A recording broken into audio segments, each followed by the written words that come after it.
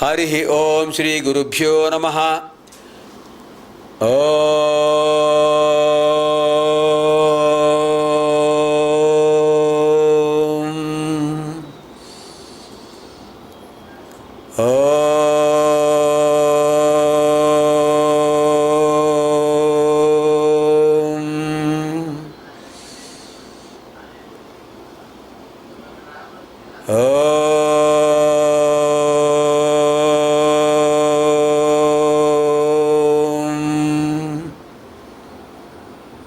గణానాన్త్వా గణపతిగుం హవామహే కవిం కవీనాముపమశ్రవస్తమం జ్యేష్ఠరాజం బ్రహ్మణాం బ్రహ్మణస్పత ఆనశృణ్వన్నోతిభిः సేదసాదనం ప్రణో దేవీ సరస్వతీ వాజేభిర్వాజినీవతి ధీనామవిత్రియవతు.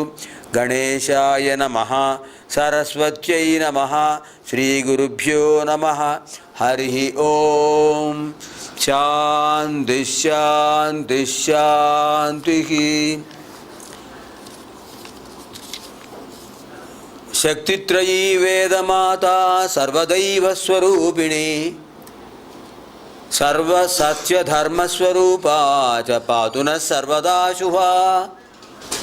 ఓంకారం బిందు సంయుక్తం నిత్యం ధ్యాయంతి యోగినః కామదం మోక్షదం చైవ ఓంకారాయ నమో నమః. యథాప్రకారంగా మనం నారాయణ అథర్వశీర్షం ఇంతకుముందు అర్థం చెప్పుకున్నాం కనుక మళ్ళీ సమయాభావం వల్ల మంత్రాలు నారాయణ అథర్వశీర్షం 4 వేదాల్లో నుండి సూక్తాలు చెప్పుకున్న తర్వాత మన ఋగ్వేదంలో మంత్రాధ్యయనం చేద్దాం. ఓం అథ పురుషో హవై నారాయణో కామయేత ప్రజా సృజేయేతి నారాయణాత్ ప్రాణో జాయతే నారాయణాత్ ప్రాణో జాయతే మనః సర్వేంద్రియాణి చ నారాయణాత్ నారాయణాత్ ఖం వాయుర్జ్యోతిరాపః పృథివీ విశ్వస్య ధారిణి. ఓం అథ పురుషో హవై నారాయణో కామయేత ప్రజా సృజేయేతి నారాయణాత్ ప్రాణో జాయతే మనః సర్వేంద్రియాణి చ ఖం వాయుర్జ్యోతిరాపః పృథివీ విశ్వస్య ధారిణి. నారాయణాత్ బ్రహ్మా జాయతే నారాయణాద్ రుద్రో జాయతే నారాయణాదింద్రో జాయతే నారాయణాత్ ప్రజాపతయః ప్రజాయంతే నారాయణాద్ ద్వాదశాదిత్యాః రుద్రావసవః సర్వాణి చ ఛందాగుంసి.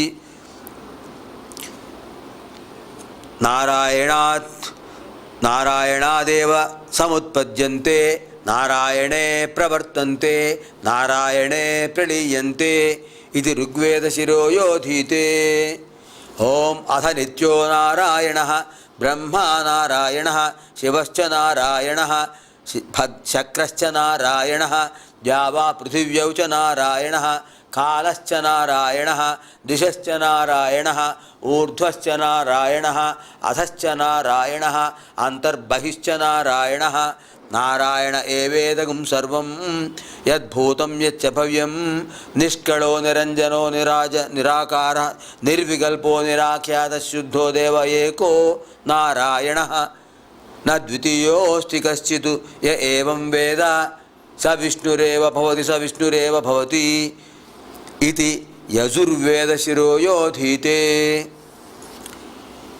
ఓం నారాయణాయే ఓం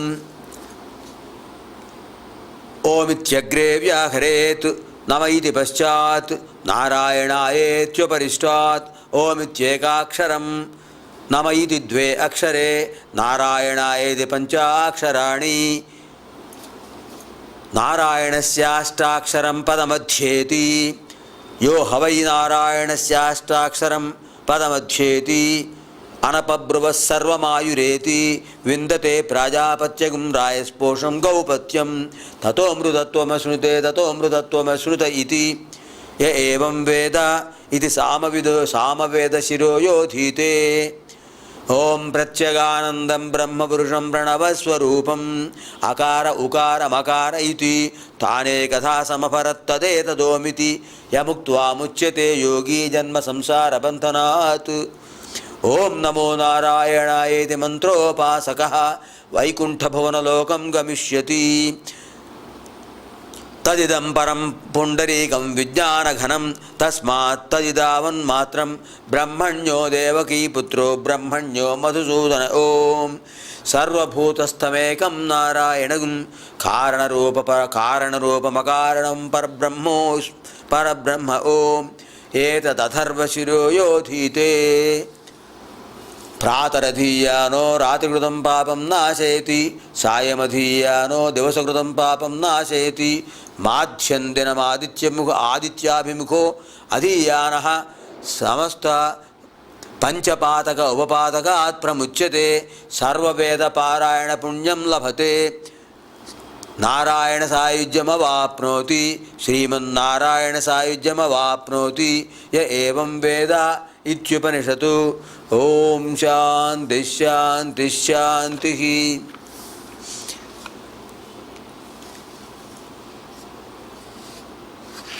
భారతీయ సంస్కృతి వైభవ కార్యక్రమ అంతర్గత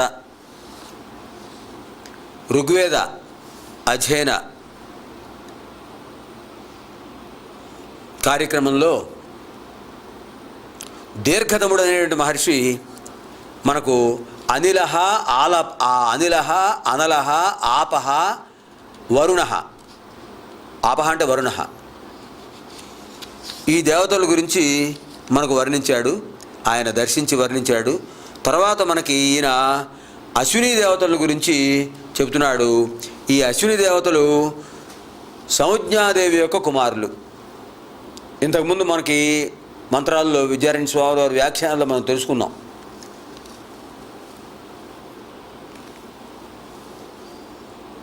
సంజ్ఞాదేవి సూర్యభగవానుడి యొక్క భార్య. సూర్యభగవానుడు మహాతేజస్వంతుడు. ఆ సంజ్ఞాదేవి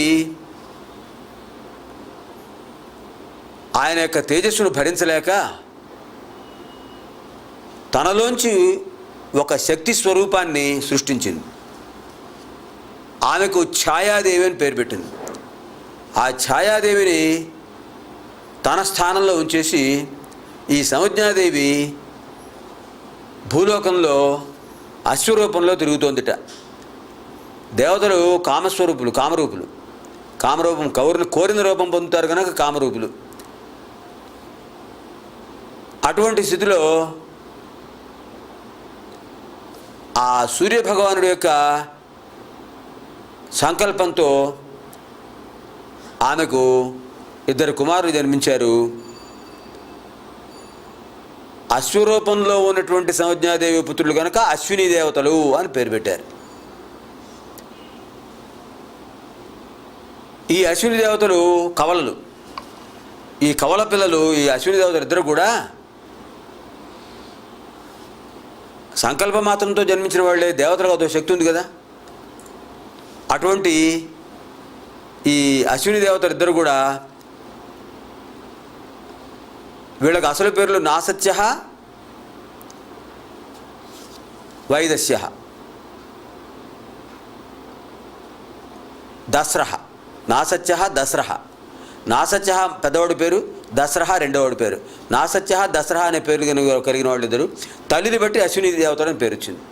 ఈ అశ్విని దేవతలు తమ యొక్క తండ్రి ఆరోగ్యకారకుడు కనుక ఆయన యొక్క వారసత్వంగా వీళ్ళు దేవాభిషక్కులు అయ్యారు. భిషక్కులు అంటే తెలుగులో సంస్కృతంలోనే ఉంది వైద్య అనే పదం. భిషక్కు అంటే వైద్యుడు. అటువంటి దేవాభిషక్కులు వీళ్ళు కావడానికి, వీళ్ళు దేవాభిషక్కులైనా చరాచర ప్రపంచానికి, చరాచర సృష్టికి కూడా ఆరోగ్య ప్రదాయకులే వీళ్ళు. మరి దేవాభిషకులు ఎందుకున్నారు? దివ్యశక్తి కలిగినటువంటి ఆ ప్రత్యక్ష భగవానుడు సూర్యుడు యొక్క కుమారులు కనుక, దివ్య తత్వం కలిగిన వాడు కనుక, దేవ దీవ్యతే ఇది దేవ ఆ వ్యుత్పత్తి మనం చెప్పుకుంటే ఇక్కడ అర్థం సరిపోతుంది. దీవ్యతే ఇది దేవః, ప్రకాశించేవాడు కనుక దేవుడు. ఎక్కడ ప్రకాశం ఉంటుందో అక్కడ దేవుడు ఉంటాడు. ప్రకాశం దివ్యత్వం యొక్క స్వరూపం, దివ్యత్వం యొక్క తత్వం. అటువంటి ప్రకాశమాన తత్వం కలిగినటువంటి వాడు ఈయన ప్రత్యక్ష భగవానుడు సూర్యుడు. ఆయన కుమారులు గనక తండ్రి గుణాలే వాళ్ళకు వచ్చాయి. వాడిద్దరు కూడా అశ్విని దేవతలు నాసత్య దసరహ అనే వాడిద్దరు కూడా తండ్రి యొక్క తేజస్సు కలిగిన వాళ్ళు, దివ్యత్వం కలిగిన వాళ్ళు. దివ్యత్వం కలిగిన వైద్యులు గనక దివ్యాభిషక్కులు అన్నారు, దేవాభిషక్కులు అన్నారు. ఈ దేవాభిషక్కుల ఇద్దరి గురించి మనకి ఇక్కడ ఈ మంత్రంలో ఈయన దర్శించి దీర్ఘతముడు అనే మహర్షి మనకి చెప్తున్నాడు. ఇది ఈ మంత్రానికి అధిదేవతలు అశ్విని దేవతలు, దర్శించిన ఋషి దీర్ఘతముడు అనే మహర్షి. త్రిష్టుప్ అనే ఛందస్సులో ఉంది మంత్రం. అశ్విని దేవత అనుగ్రహ ప్రాప్త్యర్థే వినియోగ అని చెప్పుకోవాలి. ప్రతి మంత్రానికి మనం 4 చెప్పుకుంటుంటాం, మనసులో మననం చేసుకుంటుంటాం. ఇదివరకు చాలాసార్లు పునశ్చరణ చేసాం. ఇది ఆ మంత్రాన్ని దర్శించిన ఋషి, ఆ మంత్రానికి అధిదేవత, ఆ మంత్రాన్ని ఎందుకు మనం వినియోగిస్తున్నాం, ఎందుకు అధ్యయనం చేస్తున్నాం, బట్ దాని యొక్క ఫలితాన్ని, ఏ ఫలితాన్ని ఉద్దేశించి అధ్యయనం చేస్తున్నాం, ఈ 4 కావాలి. కనుక ఇక్కడ అశ్విని దేవతల యొక్క సూక్తం ఇది. అశ్విని దేవతల యొక్క సూక్తం ఏ ఛందస్సులో ఉంది? త్రిష్టుప్ ఛందస్సులో ఉంది. దీన్ని దర్శించిన, ఈ మంత్రాలను దర్శించిన మహానుభావుడు దీర్ఘతముడైన ఋషి. అధిదేవతలు అశ్విని దేవతలు. వినియోగం అశ్విని దేవతానుగ్రహ ప్రాప్త్యర్థే వినియోగ, ఆరోగ్య ప్రాప్త్యర్థే వినియోగ. అటువంటి ఈ మంత్రంలో మనకిక్కడ ఈయన ఏం చెప్తున్నారంటే, ఈ అశ్విని దేవతలు తమ యొక్క తల్లి అయినటువంటి సంజ్ఞాదేవి యొక్క శక్తిని పొందారు, తండ్రి అయినటువంటి సూర్యుడి యొక్క శక్తిని పొందారు, తల్లిదండ్రుల యొక్క శక్తిని పొంది వీళ్ళు మొత్తం అంతరిక్షంలో సంచరిస్తూ 14 భువనాల్లో ఎక్కడ ఎవరికి ఏ రకమైనటువంటి అనారోగ్యం కలిగినా, అస్వస్థత కలిగినా వాళ్ళు తమ యొక్క అనుగ్రహంతో దాన్ని పోగొడుతుంటారు. అటువంటి పరోపకార గుణ సంపన్నత కలిగిన మహానుభావులు వీళ్ళిద్దరు కూడా. వీళ్ళు ఇష్టప్రదాతలు, మనకు కోరినటువంటి ఆరోగ్యం కలిగించేవాళ్ళు, అంతేకాదు మానవులకు రక్షణ కల్పించేవాళ్ళు. అటువంటి దేవతలు కోరికలు తీర్చేవాడు కనుక హవిస్సులు వాళ్ళకు సమర్పిస్తున్నాం. ఓం అశ్విని దేవతాభ్య నమః, అశ్విని దేవతాభ్య ఇదం నా మమ అని అక్కడ హోమంలో వేస్తారు. ఓం అశ్విని దేవతాభ్య అశ్విని దేవతాభ్య ఇదం ఉపతిష్టతు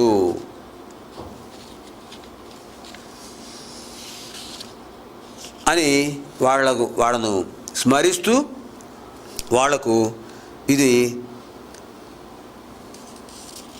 ఈ హవిస్సును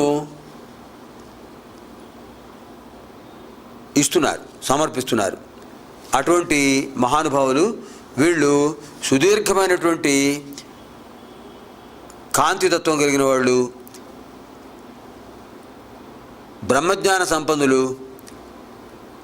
అశ్వములు ఎంత వేగంగా ఉత్సాహంగా ఉంటాయో, అశ్వానికి 2 లక్షణాలు ఉన్నాయండి. వేగం, ఉత్సాహం. చాలా ఉత్సాహంతో ఉంటుంది, ఎంతో వేగంతో పెడుతుంది. వేగం, ఉత్సాహం అశ్వం యొక్క గొప్పదనం. దాని యొక్క భగవంతుడు ఒక్కొక్క జీవికి ఒక్కొక్క ప్రత్యేకత ఇచ్చాడు.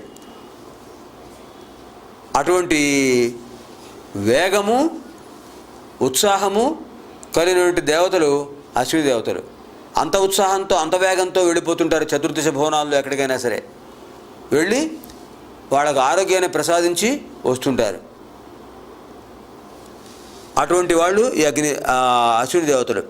ఈ అశ్విని దేవతలు తల్లిదండ్రులు ఏ విధంగా తమ సంతానాన్ని కంటికి రెప్పలా కాపాడుతుంటారో ఆ విధంగా వ్యాధిగ్రస్తుల్ని, రోగపీడితుల్ని అలా కాపాడుతూ ఉంటారు.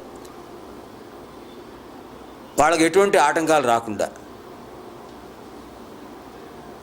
ఆ విధంగా ఉన్నటువంటి దేవతల్ని ఇక్కడ ఈ మంత్రాల్లో దర్శించారు. తర్వాత మనకి 159వ మంత్రంలో ద్యావా పృథ్వీ అనే 2 దేవతాగణాలని కూడా, ఇద్దరు దేవతాగణాలను కూడా మనకి ఇక్కడ దీర్ఘదముడు అనే మహర్షి వర్ణిస్తున్నాడు. ఇది ద్యావా పృథివీ అనేటటువంటిది మంత్రం, సూక్తం. ద్యావా పృథివీ సూక్తం. ఛందస్సు జగతి ఛందస్సు.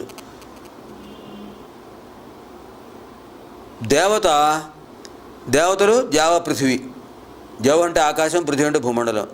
ఆ ఇద్దరు 159వ మంత్రంలో మనకు కనిపిస్తున్నారు. అలాగే దర్శించిన ఋషి ఎవరు? దీర్ఘతముడు. ఇంతకుముందు కూడా ఆ మంత్రాలను కూడా ఆయనే దర్శించాడు. ఇంకా వినియోగం ఏమిటి? ద్యావా పృథివీ అనుగ్రహే వినియోగ. ద్యావా పృథివీ అనుగ్రహే వినియోగ.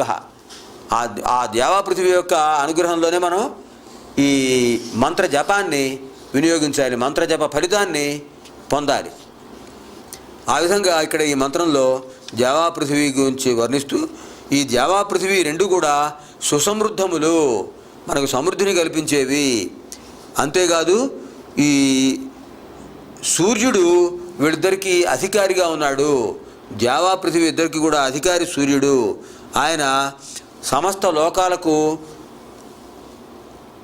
అనుగ్రహం కలగజేయడం కోసమే ద్యావా పృథివీ ఈ 2 యొక్క భారాన్ని వాటికి అప్పగించి ఎవరెలా ప్రవర్తించాలో ఆదేశించి వాళ్ళని ప్రవర్తింపజేస్తున్నాడు సూర్యభగవానుడు. అటువంటి సూర్యుడు ద్యావా పృథుల యొక్క శక్తిని గమనించి వాళ్లకు తగినటువంటి ప్రజ్ఞను కలిగిస్తున్నాడు. ఆ ప్రజ్ఞతో వాళ్ళు చరాచర సృష్టిని కూడా నిర్వహింపజేస్తున్నారు, జీవన విధానాన్ని నిర్వహింపజేస్తున్నారు. అలాగే ఈ అశ్విని దేవతలు వర్షానికి కూడా కారకులే. అశ్విని దేవతలు జులోకము నుండి వీటిని వర్షింపజేస్తుంటారు. వీళ్ళు అంతరిక్షం నుంచి సమస్త లోకాల్లోనూ కూడా ఈ ద్యావా పృథివీ గణానికి ఎంతో పేరుంది. ద్యావా భూమి రూపంలో ఉండిపోతుంది. పృథివీ ద్యావా అంతరిక్షం అక్కడ ఖగోళంలో ఉన్నటువంటి ఆ గోళానికి ఆధారంగా ఉంది. అక్కడ అంతరిక్షం, ఆ ద్యౌహు అంటే అంతరిక్షం. ఇక్కడ భూమండలం చరాచర సృష్టికి ఆధారంగా ఉన్నది. చరాచర సృష్టికి ఆధారంగా ఉన్నది పృథివీ. ఈ చరాచర సృష్టికి కావాల్సిన అనుగ్రహాన్ని వర్షింపజేసి ద్యౌహు. ఈ రకంగా మనం వాళ్ళిద్దరిని ఇక్కడ స్మరించుకుంటున్నాం. అంతేకాకుండా ఈ ద్యావా పృథివీ గురించి వర్ణిస్తూ మనకిక్కడ అధ్వర్యు, హోత, ఉద్గాత అనే 3 కూడా ఏ విధంగా వీళ్ళని వర్ణిస్తున్నారు, ఏ విధంగా ఈ మంత్రాన్ని దర్శించారు అని చెప్తూ ఇక్కడ ఏం చెప్పారంటే, ఓ మహానుభావులారా, ద్యావా పృథివీ దేవతలారా, మీరు సోమరసాన్ని స్వీకరించండి, ఈ దర్భాసనం మీద కూర్చోండి.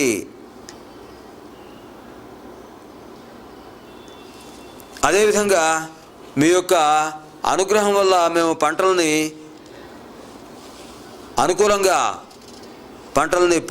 పంటల యొక్క ఫలితాన్ని పొందుతున్నాము అని నమస్కారం చేస్తున్నారు. ఆ విధంగా పృథివీ మండలానికి నమస్కారం చేస్తూ, ఆ పృథివీ మాకు ఆధారం, సస్య సంపదనిచ్చేది, అటువంటి ఆ పృథివీ లేకపోతే మేము లేవు అని ప్రార్థన చేస్తున్నారు ఈ దేవతలు, ఋషులు. అలాగే అంతరిక్షాన్ని ప్రార్థన చేసేప్పుడు ఏం చేస్తున్నారు? సమస్త జ్యోతిర్మండలం అక్కడే ఉంది. నక్షత్ర మండలాలు, సప్తర్షి మండలం, ధ్రువమండలం, సూర్యమండలం, చంద్రమండలం, ఇతర గ్రహ మండలాలు అన్నిటికీ ఆధారం అంతరిక్షం, ద్యౌహు. కనుక అక్కడ అది కాంతి కేంద్రం ద్యౌహు. ఇక్కడ భూమి పంచభూతాత్మకమైనటువంటి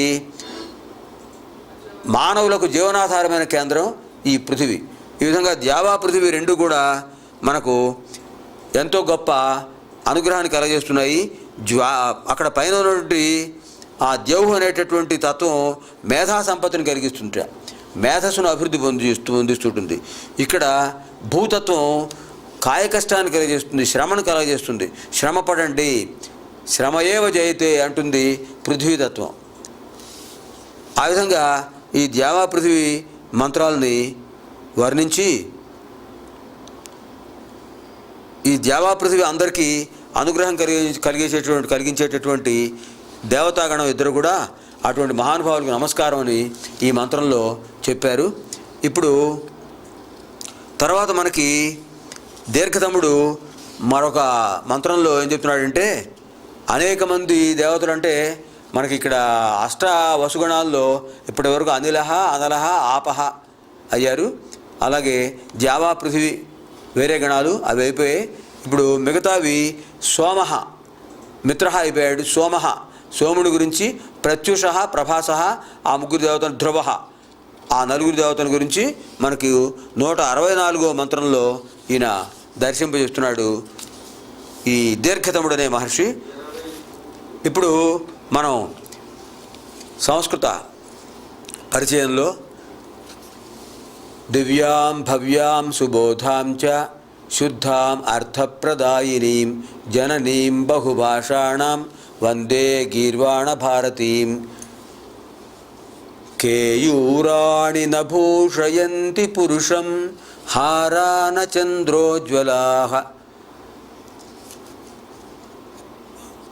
కేయూరాణి నభూషయంతి పురుషం హారాన చంద్రోజ్వలాః న స్నానం న విలేపనం న కుసుమం నాలంకృతా మూర్ధజాః వాణ్యేకా సమలంకరోతి విబుధం యా సంస్కృతా ధార్యతే క్షీయంతేఖిలభూషణాని సతతం వాగ్భూషణం భూషణం. సంస్కరించబడినటువంటి సంస్కృత భాష మాత్రమే మానవుడికి అలంకారం అవుతుంది. మిగతా అలంకారాలని కూడా అశాశ్వతములే అని చెప్తూ మనకి ఇక్కడ ఇంతకుముందు మనం ఈ ప్రవేశిక పుస్తకంలో ప్రార్థనా శ్లోకాలన్నీ పూర్తి చేసుకున్నామండి. ప్రార్థనా శ్లోకాలు పూర్తి చేసుకుని తర్వాత మనం ఇక్కడ బాలరామాయణంలో ఇక్కడ రామాయణంలో వాల్మీకి కృత రామాయణంలో 24,000 శ్లోకాల్లో